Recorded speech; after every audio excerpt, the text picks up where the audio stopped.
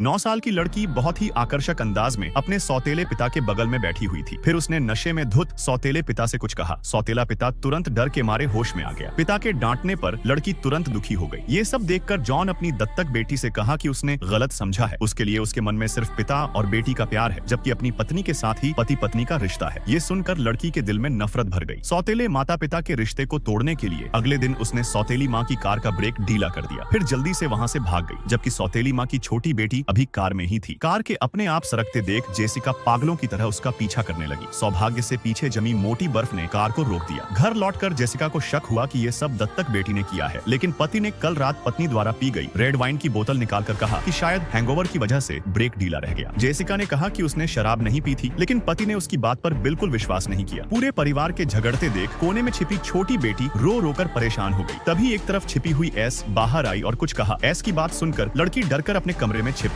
आधी रात को भाई डैनी बहन के कमरे में आया और पूछा कि आज की घटना क्या एस ने की है। बहन हालांकि बोल नहीं सकती थी, लेकिन उसने जो देखा था सब कुछ चित्र बनाकर बता दिया, जिसमें उसके सहपाठी को स्लाइड से धक्का देना, एक नन को मारना और दोनों का ट्री हाउस जाना शामिल था। डैनी ने पूछा कि ट्री हाउस में क्या किया। बहन ने इशारे से बताया कि वहाँ कुछ अपराध के औजार रखे थे, लेकिन उन्हें पता नहीं था कि एस दरवाजे के बाहर उनकी सारी बातें सुन रही थी।